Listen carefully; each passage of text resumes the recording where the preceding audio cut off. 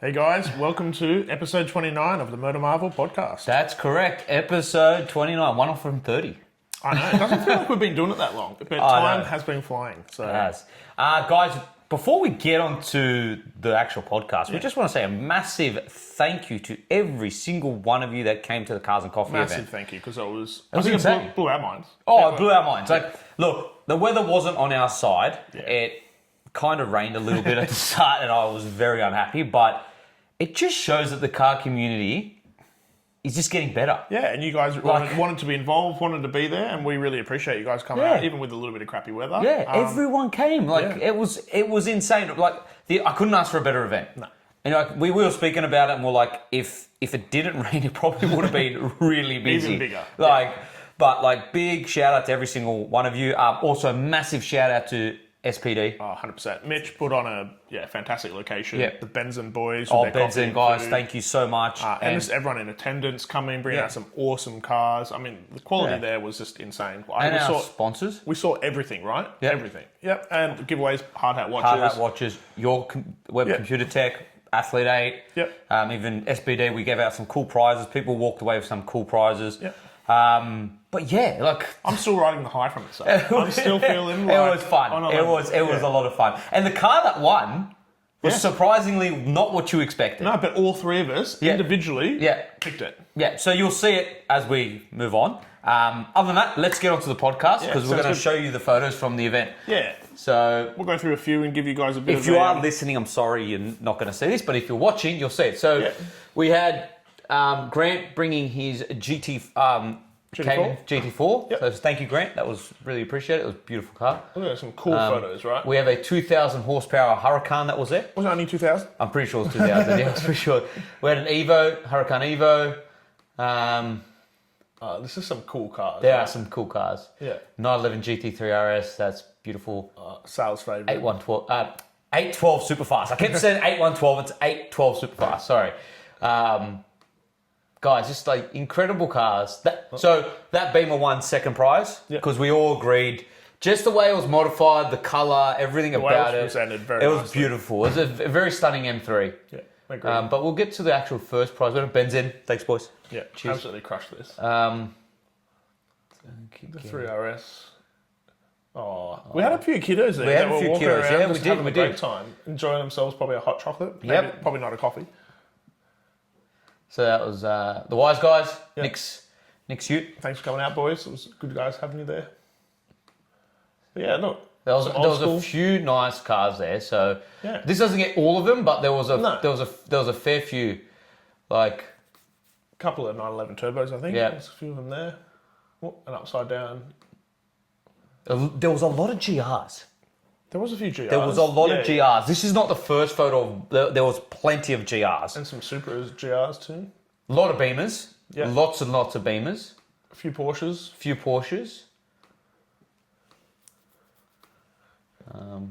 We'll get to the winner soon because there is a photo. I was going to say, is he in here? We'll get to it. If you flick through... I'll flick through a bit faster because we've sort of seen a few of these. I don't want to obviously bore you guys with looking at everything. Yeah. But that was it, Sal. Was that it? That is it.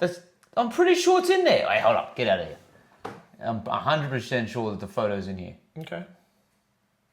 Where is it? It's in here. I know it's in here because I saw it. Prove me wrong. There it is. Well, why did it stop? Don't know. Neither. So that won first prize, which you would not expect it. No. It was just... Okay, so the story behind it, the owner, Jeff, it's insane. So he literally restored that car via YouTube videos. Which is pretty amazing. Yeah. So it's a legitimate... It's not a copy. It's not like a... It's a legitimate original, and it was so well done. And the fact, we all agreed on, the fact that it was raining and he came out. It's got no roof. He came out. Yeah. We're like, mate, even from just that, you deserve the win. Yeah, made the effort to bring it all out from a car that he built from scratch. But when I heard his story, how he built it and all that, was just... It's just crazy. And it's a bloody gorgeous car. I think it just goes to show you too, the difference we've got here in the community. Yeah. Right. You've got anything from something like this to To your high-end sport, to 2,000 over horsepower $800,000 supercar. Yeah, you know, there's just a bit of everything. And There it's is. that's the car community, and that's what we love because Yeah. we can appreciate anything from this to that to whatever that Yeah, comes. like- And so it was just great to see such variety out there. I'm just so happy how the event went. I love the fact that we are starting to build a community, which Yeah. is great, and people are starting to understand what we're trying to do, and I love that. Yeah. And on to the next one. We've got some exciting news. So there is a certain person who owns a certain very popular. What do you call it? A tuning shop. They're more of a. Oh, they're both. Yeah, a little bit of everything. Restoration, tuning, Yeah. and maintenance, obviously, because that's what happens when you own a shop like that. There's servicing. We're not going to mention who, because we'll let you know once it actually becomes But I think that a reality. might be our 3.0. That will be our 3.0 Cars and Coffee. So we are partnering with someone big, but we are going to get them on the podcast before we do. Yeah, give you guys a little bit of background and understanding around them and their business, and then we'll looking forward to a Cars and that's Coffee. going to be an epic one. So Super again, thank you all for coming. 100%. But we're going to get on to the next topic let's do because this is a big thing that's happened in the industry right now. Something me and Nick have like, why haven't they done it already? So if you haven't seen already, guys, Aston has adopted, Aston and Apple have partnered up to make CarPlay Ultra, which we said, why didn't this happen ages ago? Yeah, Like- look, maybe the tech wasn't there originally, or maybe they weren't so far enough ahead that they thought to do all this sort of stuff. But it's now a full integration into the car. Yeah, so there's no operating software at all from Aston, so there's none of that. It's all Apple. Yeah. Which, to be fair, I think is... Look, we all know Apple has the best security, Yeah. right? We all know Apple's operating systems are phenomenal. Yeah, they they just work well. work They're very very user-friendly, you know what I mean? Having the car completely run off it, I'm not against. Like, that makes everything so easy then. You know, the only thing, Sal, What? is it goes against what you like in cars. No, so I wouldn't technically get this, but Because if you're going to start... Because I'm for it in terms of making... Because you've seen all the cars I've reviewed, right? Yeah, okay. And how many times have I done car reviews when I've gone, the operating system is shit, Yeah. right? And again, you're not incorrect. Yeah. I hate this stuff, right? I'd rather full analog. But if I'm going to have tech, please give me tech that works right. Yeah, okay. And you know, the other thing that's positive about this is if you had this... Okay, it's starting out at high-end cars at the moment, but I presume, like a lot of technology, it's going to start flowing through down to the lower models at some point, is you can pretty much jump in any car and it will just be the same. Correct. Or you could have your profile, for example, on your phone for the car. You jump into the car, you connect up your CarPlay, it sets your dials, it sets your this, it sets your colours, it sets your music preference. It could knows be you. everything no matter the car you jump in. Correct. So the profile will be on your phone. 100%. So Sal goes into an M3, or Sal goes into a Ferrari, or Sal goes into a Honda, whatever he goes into, It knows. boom, customised. Exactly. It's what you want. Just think about it. Just say you're sharing a car amongst the family, right? Yeah. So just say you have a BMW, right? And it's in the BMW and there's 5 people using it. Like Nick said, you can jump in as soon as the car recognises it's your iPhone. The car's exactly set up, the seat, the air conditioning, the music, everything is set up. They do a bit of for that you. already, right? Like you've got cars with profiles and stuff. Yeah. In them, and it's somewhat there. Yeah. But this just brings it up to another level. correct. This would bring it up to another level, and it wouldn't matter what car you jumped in or how. You would just be straight in there. So like I'm against it, like you said, 100%. I hate tech. As far as design, yes. But in terms of Functionality, user friendliness and functionality, I'm all for it because now it's going to make cars a lot easier to operate because so many operating systems out there are absolutely rubbish. So this is just making it a lot easier for I'd be interested. customers. Hopefully, you get a car. I mean, maybe you get an Aston at some point, but it would be nice to play around with. I'd be interested to have a bit of a. Only reason I won't get an Aston like this, the only reason that you're probably all asking, why haven't you done a review on Aston Martin? The insurance. Oh, fair. The insurance, I'm not going to mention the price tag of the insurance, but let me say the insurance is astronomical. And it's not that I'm worried about anything, it's I'm worried about people. Of course. Yeah. And I just can't justify Sal's a great it. driver. It'd be everyone else. Everyone else is crap. No, but the insurance is just astronomical, and I don't want to put myself in that predicament right now until we get to Top Gear level where we can actually Justify something shit happen. Yeah, correct. Fair. But yeah, we're all for this. We think it's a great idea. Now we've got some bloke's head on the screen because it's gone away. No, he finished going through his thing, so you guys saw that. Let's move on to the next one, Sal. What do we got here? So this is Toyota electric SUV. So the new what do you reckon? BZ4X Touring. It's an interesting name, BZ4X. Yeah, technically speaking, most of the time Japanese manufacturers don't do big names. It's more the Chinese that do extended long names. This is pretty long. BZ4X Touring. Why can't it just be... No, but anyways, it is exciting because this is apparently the most powerful SUV to come out of Toyota. Yeah. So under 5 seconds, 0 to 100. Which is pretty crazy. Yes, but it is electric. I know, I get that, but it's an interesting car. 280 kilowatt all-wheel drive is standard. Yeah. What do you reckon design-wise? To be fair, I think it's Toyota's getting a bit better with their design. It's not as boring as most of their... You know the only thing I don't like is the Subaru plastic arches. To be fair, like they did on the WRX. At the rear, it looks like a Subaru. It looks like a Forester. It does. Yeah, actually, it's kind of wrong. It's a Subaru. Nick is right. It's got like a Subaru kind of... A little bit like an Outback or something. Yes. Yeah. But it is pretty cool. I do like how Toyota is starting to become a bit more, how can I say, less bland with their designs. Yeah, I mean, they've always been a little like that, right? That's kind of Toyota. But even still, their recent generation of vehicles is looking... promising. Yeah, I really Because you've got the Land Cruiser and the Prado that actually look cool. I really like the look of those. And to be fair, I don't think there's been a huge amount of that range of vehicle that... I've never looked at a Land Cruiser or anything and gone, oh, that's a really nice looking car. I've appreciated what it is and what it can do, but I would never say I've looked at it thinking it's a nice looking car. Whereas now, you look at the Prados and the Land Cruiser, and you're like, oh, they're pretty funky, they're pretty cool. I think their biggest improvement in the whole Toyota range is their interiors now. Yeah, they have improved those a lot. Oh my gosh, because... Look, they were ancient before. You'd buy new cars that look like they were still from like the 80s in the interior. And then how bad were the infotainment screens? Yeah. The infotainment was like, you'd buy a 2022 Toyota and the infotainment screen was shite. It was ancient. Like, it looked like you got like a Panasonic aftermarket and it was just horrible. Like... So now it's all modernised. Now it's all brought up to speed. Yeah. So agreed. This is cool. Toyota are doing good things, I think. What's next? Oh, this. Okay. Who would have thought? Okay. Now, again, not like crushing. No, come on, just electric cars, right? Like you always do. No, I am not crushing electric cars. Oh, you agree with me? No, shut up. And I bet every single one of you agree with me. If you grab a fire-breathing Dodge Charger that has a ridiculous freaking engine in it, a 6.4 litre Hemi V8 that makes ridiculous amount of power and noise, and go, let's make an electric version. What did you expect? They're having issues with selling them, they're discontinuing them. Like, what did you expect? Like, I'm sorry, it just doesn't work. If you get like we've said this so many times on this podcast, we've got another car manufacturer that's gone back on this as well, which we've got next, but. What do you expect?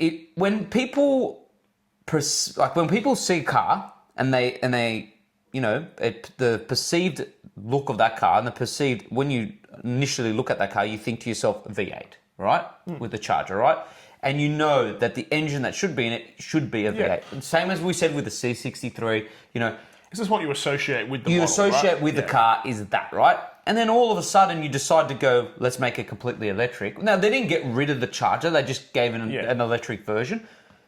No one's going to buy it. No. When you start from the ground up electric... Makes more sense. It makes more sense. And have its own model. Its own model. And that car was born to be electric. Yeah. Like how we always reference the Ioniq 5. Yeah. It was born to be electric. It was never petrol. So you can't associate it with an engine. Yeah. But when you've got a car like this... It's already got, like, that's like you said, that is the heart that you believe that should be there. The Charger was always stupid. And then when it's like, oh, no, let's change it, you're probably going to miss the mark. Yeah, so I don't like... So another manufacturer's done the same and gone back on this, and obviously has been losing as well, is Fiat. Yeah. So Fiat with the 500 are now introducing petrol versions of the petrol power plant. Yeah, can you... Yeah, sorry. Are you all right? Yes, sorry. I've got a bit of a headache today, so I'm a bit off, if you get what I mean. My head's just out of it. Yeah. Isn't that always? Shut up, you. So Fiat's gone back on her as well, and what's with your squeaky chairs? Can you get proper chairs? Like... Are you okay? Just don't make it squeak. I haven't squeaked once. Yeah, because you want to tell everyone how much that chair's worth? What I will tell you, see how I'm just sitting nicely in a rephrase, position, and I haven't been doing this the whole time? Rephrase it to everyone why you're sitting in that chair and why that chair is so good. Because look, it doesn't make a noise at all. It does if I ADD. No, that is a very good chair. This is like from Temu. Okay. I don't know if we're here to talk about seats today, Sal. How about you just sit normally and don't move around so much, and we won't hear your seat. All right, anyways. Back to the Fiat. So with the Fiat, quickly, so they've gone back on what they were saying. They're introducing petrol engines again because the electrics weren't selling that well. Yeah, but I think that's, like, we talk about this loads of times, Sal. It's just, I think electric is just taking a big back pedal at the moment. It's taking a big back pedal because what we've noticed, both you and me, is it's when manufacturers, like we just said, get cars that were once petrol and decide to go full electric. Yeah. It doesn't work. Oh, talking about the whole emissions thing, did you hear about what's happening down the polar, like the ice caps? Mate? No. We've put on something like 108 million tons of ice this year. So instead of melting, we've actually put more ice.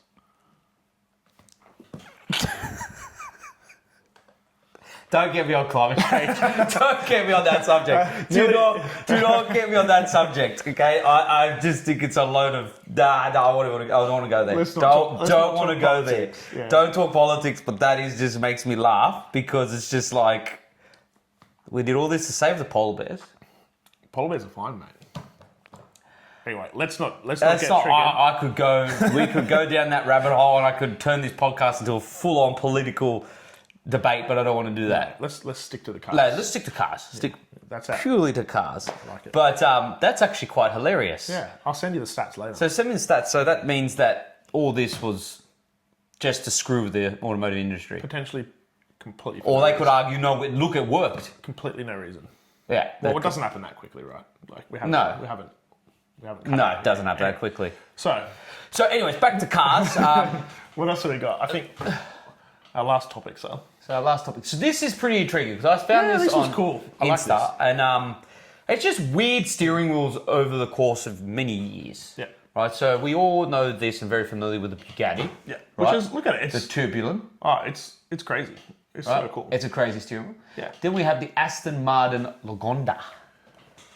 Yeah, what was that, 1965? Yes, it is a very interesting steering wheel. Oh no, that's not this one. It's very interesting steering wheel. And then we have the Mercury prototype. Yeah, so this was the 1965 one. What in the F is that? How do you even drive that?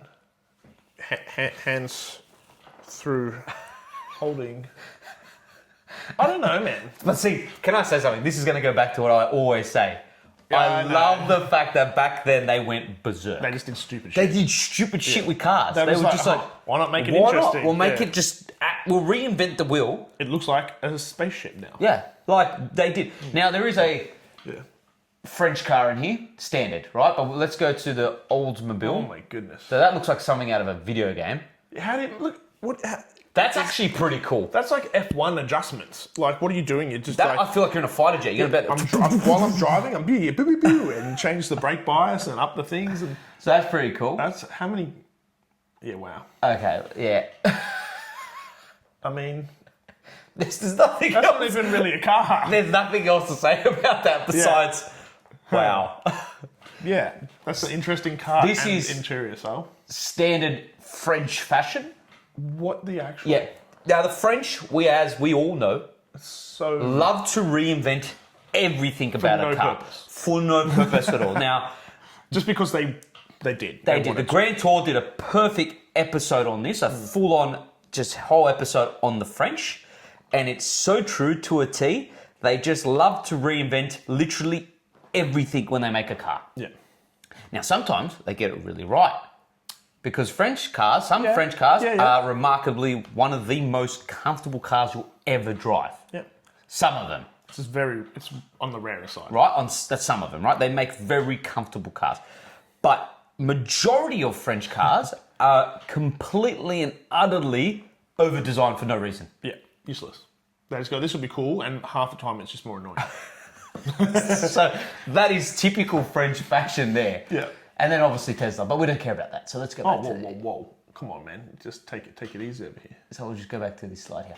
Because, yeah, and then there's the Tesla steering wheel. Hey, they've done something. They've done something. It's different. It's different. Give them some credit. I'll give them some credit. I don't think you will. No. Other than that, guys, that's practically about it for this week's podcast. Again, thanks to our sponsors. Fantastic Cars and Coffee. It was just Fantastic Cars and Coffee. So thanks to Hard Hat Watches, Exhaust Notes Australia for reviews, because we've got plenty of coming up. Yeah, cars coming up. Yeah. Only Cars. If you haven't checked out Revved Up Reviews, we've chucked a few down. A couple of those coming out lately, which is good. So. And then obviously our partnership with SPD. Yep. Yeah, so just shout out to everyone. Like, honestly, I couldn't have asked for a better event. Appreciate everyone coming. Appreciate all the support and love from everyone in the community. And we're looking forward to doing a 3.0, a 4.0, and a 5.0, and on from here and some more events. Yeah, I think we're going to hold a lot more events now. I don't think this is going to be No, I mean we kept a big gap between the two. I think, guys, just keep like on the socials and everything. And we've got our website live. I was going to say, remember too, we've just launched our website. Yeah. So if you want to jump on, we've got upcoming events on that. Correct. We've got a bit of background about ourselves. We've got all our content. So we do more than just the podcast, guys. There's a bunch of stuff on there as well. So check it out. Have a look. Remember to like and subscribe. Yeah. And I forgot to mention that, because a lot of people probably are listening to this, watching this, and they don't realise that we do a lot more than just the car reviews. So we've got car reviews, we've got Pride and Joys, we've got our podcast, we've got Revved Up Reviews. Yep. Right, and we've got track days and our Cars and Coffee. Cars and Coffees, yeah. So we've got a lot going on. Yeah, we're being part of the community in general. Yep, so... another shout out too, we had TalkBase guys there on Sunday. Forgot that. Big shout out to TalkBase. So guys, amazing app if you haven't downloaded it already. So please download it, because all our events will be on there. Yeah. Right? And if there's any other events too, if you're looking for something else, jump on, because you can look at four-wheel driving stuff, biking stuff, car stuff. There is everything. And so, those boys obviously helped us out, get some I reckon too. Yeah, they did. So massive shout out to those guys, because honestly, fantastic app. Other than that, that's about it. Don't forget to like and subscribe, and we'll catch you on another episode of the Motor Marvel Car Talk. Sounds good. Thanks, guys. Catch you soon.